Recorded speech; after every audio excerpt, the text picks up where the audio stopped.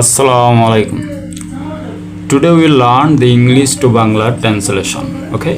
তো এখানে প্রথম সেন্টেন্সটি দেওয়া আছে আপনার the most glorious and memorable event of the people of Bangladesh. Okay? Is the liberation war of this country.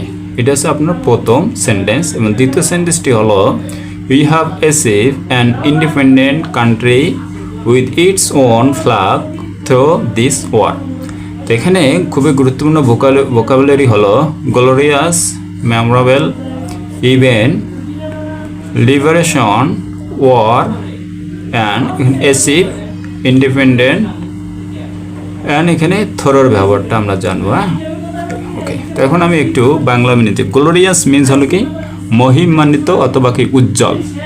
Memorable means হলো আপনার স্মরণীয়। ইভেন্ট মিনস হলো ঘটনা অথবা কি অনুষ্ঠান। দ্য পিপল মিনস হলো জনগণ of Bangladesh. Is liberation means হলো স্বাধীনতা। ওকে, ওয়ার মিনস হলো যুদ্ধ অফ দিস কান্ট্রি মানে দেশের জন্য।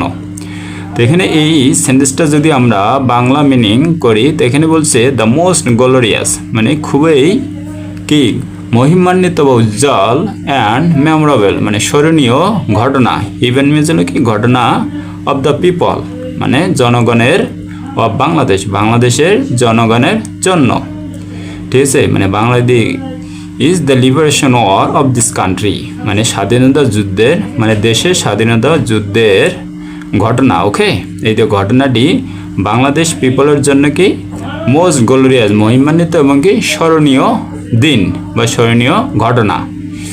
এবং এখানে নেক্সট সেন্টেন্সটা বলছে আপনার উই হ্যাভ অ্যাচিভ মানে কি এটা যে উই হ্যাভ অ্যাচিভ এটা হলো আপনার পাস্ট পারফেক্ট টেন্স। ওকে, এটা হচ্ছে পাস্ট হ্যাভ অ্যাচিভড মানে আমরা অর্জন করেছি অ্যান ইন্ডিপেন্ডেন্ট মানে কি স্বাধীনতা কান্ট্রি মানে দেশের স্বাধীনতা উইথ সাথে কি পেয়েছে ইটস ওন ফ্ল্যাগ একটা নিজের জাতীয় কি পতাকা পেয়েছে। ওন ফ্ল্যাগ মানে নিজের একটা ফ্ল্যাগ পেয়েছে জাতীয় পতাকা পেয়েছে। থ্রো কিসের মধ্য দিয়ে দিস ওয়ার এই যুদ্ধের মধ্য দিয়ে আমরা কি পেয়েছি উই হ্যাভ অ্যাচিভ স্বাধীনতা দেশের স্বাধীনতা পেয়েছি এবং কি একটা দেশের পতাকা পেয়েছি।